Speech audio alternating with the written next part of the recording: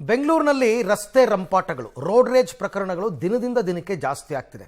ಅದರಲ್ಲೂ ಇತ್ತೀಚೆಗೆ ಬಿಎಂಟಿಸಿ ಬಸ್ಗಳನ್ನೇ ಅಡ್ಡಗಟ್ಟಿ ಕಿರಿಕ್ ಮಾಡೋದಕ್ಕೆ ಶುರುವಾಗಿದೆ.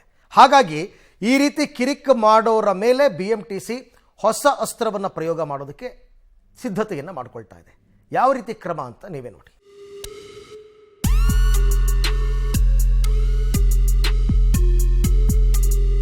ಬೆಂಗಳೂರಲ್ಲಿ ನಿಲ್ಲದ ರೋಡ್ ರೇಜ್ ಪ್ರಕರಣಗಳು. ಇನ್ಮುಂದೆ ಬಿಎಂಟಿಸಿ ಅಡ್ಡಗಟ್ಟಿ ಕಿರಿಕ್ ಹಲ್ಲೆ ಮಾಡಿದ್ರೆ ಎಫ್ಐಆರ್. ಕಿರಿಕ್ ಹಲ್ಲೆ ಮಾಡೋರ ಮೇಲೆ ನಿಗಾ ವಹಿಸಲಿದೆ ಸಾರಥಿ.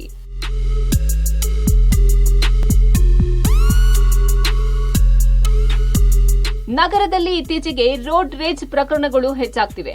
ಕಳೆದ ಕೆಲ ದಿನಗಳಿಂದ ಸಣ್ಣ ಪುಟ್ಟ ವಿಚಾರಕ್ಕೆ ಬಿಎಂಟಿಸಿ ಚಾಲಕರ ಜೊತೆ ಕಿರಿಕ್ ತೆಗೆಯುವ ವಾಹನ ಸವಾರರು ಬಸ್ ಅಡ್ಡಗಟ್ಟಿ ಚಾಲಕ, ನಿರ್ವಾಹಕರ ಮೇಲೆ ಹಲ್ಲೆ ನಡೆಸುತ್ತಿದ್ದಾರೆ. ಇದನ್ನ ತುಂಬಾ ಸೀರಿಯಸ್ ಆಗಿ ತೆಗೆದುಕೊಂಡಿರುವಂತಹ ಬಿಎಂಟಿಸಿ ಆಡಳಿತ ಮಂಡಳಿ ಇನ್ಮುಂದೆ ರೋಡ್ ರೇಜ್ ಮಾಡಿ ತಮ್ಮ ಸಿಬ್ಬಂದಿ ಮೇಲೆ ಹಲ್ಲೆ ನಡೆಸಿದ್ರೆ ಎಫ್ಐಆರ್ ದಾಖಲಿಸಲು ಆಯಾ ವಿಭಾಗದ ಡಿಪೋ ಮ್ಯಾನೇಜರ್ಗಳಿಗೆ ಸೂಚನೆಯನ್ನ ನೀಡಿದೆ. ಗಲಾಟೆ, ಕಿರಿಕ್ ಮಾಡಿ ಪ್ರಯಾಣಿಕರಿಗೆ ತೊಂದರೆಯಾಗೋದನ್ನ ಗಮನಿಸೋಕೆ ನಿಗಮದ 10 ಸಾರಥಿ ವಾಹನಗಳು ನಗರದಲ್ಲಿ ಗಸ್ತು ತಿರುಗುತ್ತಿರುತ್ತವೆ. ಬೆಂಗಳೂರು ಮಹಾನಗರ ಸಾರಿಗೆ ಸಂಸ್ಥೆ ಪ್ರತಿದಿನ 5800 ಬಸ್ಗಳನ್ನ ಕಾರ್ಯಾಚರಣೆ ಮಾಡುತ್ತೆ. ಅದರಲ್ಲಿ 59,000 ಟ್ರಿಪ್ಸ್ನ ನಾವು ಮಾಡ್ತಿರ್ಬೇಕಾದ್ರೆ ಕೆಲವೊಂದು ಪ್ರಕರಣಗಳು ಬೆಳಕಿಗೆ ಬರ್ತವೆ. ಕೆಲವು ಸಣ್ಣ ಪುಟ್ಟ ಪ್ರಕರಣಗಳು ಆ ಡ್ರೈವರ್ಗಳ ಹಂತದಲ್ಲೇ ಅದನ್ನು ನಿಭಾಯಿಸ್ಬಿಡ್ತಾರೆ. ಯಾವುದಾದ್ರೂ ಮ್ಯಾನ್ ಹ್ಯಾಂಡ್ಲ್ ಆಗುವಂಥದ್ದು ಇಲ್ಲ ಅತ್ಯಂತ ಕೆಟ್ಟ ರೀತಿಯ ಪದಗಳ ಬಳಕೆ ಆದಾಗ ನಾವು ನಮ್ಮ ಘಟಕ ವ್ಯವಸ್ಥಾಪಕರು ಹೇಳಿದ್ವಿ, ಜೊತೆಗೆ ನಮ್ಮ ಸಾರಥಿ ಟೀಮ್ಗಳು ರಸ್ತೆ ಮೇಲೆ ಇರ್ತವೆ.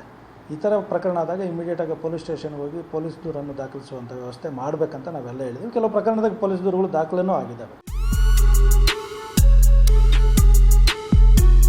ಪ್ರತಿದಿನ ನಗರದಲ್ಲಿ 58,000 ಬಸ್ಗಳು ಕಾರ್ಯಾಚರಣೆ ಮಾಡುತ್ತಿವೆ. ಬೈಕ್, ಆಟೋ, ಕಾರು ಚಾಲಕರೇ ಓವರ್ಟೇಕ್, ರ್ಯಾಶ್ ಡ್ರೈವ್ ಮಾಡಿ ಬಿಎಂಟಿಸಿ ಚಾಲಕರ ಜೊತೆ ಗಲಾಟೆ ನಡೆಸಿ ಬಸ್ ನಿಲ್ಲಿಸೋದ್ರಿಂದ ಬಸ್ನಲ್ಲಿರುವ ಪ್ರಯಾಣಿಕರಿಗೆ ಸಮಸ್ಯೆ ಆಗ್ತಾ ಇದೆ. ಇದರಿಂದ ಮುಂದಿನ ಸ್ಟಾಪ್ನಲ್ಲಿ ಬಸ್ ಹತ್ತುವ ಪ್ರಯಾಣಿಕರಿಗೂ ಸಮಸ್ಯೆ ಉಂಟಾಗ್ತಾ ಇದೆ. ಇದೆಲ್ಲವನ್ನ ಪರಿಗಣಿಸಿ ಡಿಪೋ ಮ್ಯಾನೇಜರ್ಗಳು ಕೂಡ ಕಾರ್ಯಾಚರಣೆಯಲ್ಲಿರುವ ಬಸ್ಗಳ ಮೇಲೆ ನಿಗಾ ಇಡಲಿದ್ದಾರೆ. ಪ್ರಯಾಣ ಮಾಡುವಂಥ ಅದೇ ಬಸ್ಸಿನ ಪ್ರಯಾಣಿಕರಿಗೆ ಮೊದಲ ತೊಂದರೆ ಆಗುತ್ತೆ. ಎರಡನೇದಾಗಿ ಆ ಥರ ರೋಡ್ ಮಧ್ಯೆ ಬಸ್ ನಿಲ್ಲೋದ್ರಿಂದ ಟ್ರಾಫಿಕ್ ಜಾಮ್ ಆಗುತ್ತೆ. ಮೂರನೇದಾಗಿ ಮುಂದಿನ ಟ್ರಿಪ್ಪಲ್ಲಿ ಯಾರೋ ವೆಯ್ಟ್ ಮಾಡ್ತಿರ್ತಾರೆ ಆ ಬಸ್ನ, ಅವ್ರಿಗೆ ಆ ಬಸ್ ಸಿಗೋದಿಲ್ಲ. ಅದಕ್ಕಾಗಿ ಇಲ್ಲಿ ಯಾರು ಮೋಟರ್ ಬೈಕ್ ಸವಾರರು, ಆಟೋ ಸವಾರರು, ಕಾರ್ ಚಾಲಕರು ಎಲ್ಲರೂ ಈ ವಿಷಯದಲ್ಲಿ ಸರಿ ಹೋಗ್ಬೇಕು.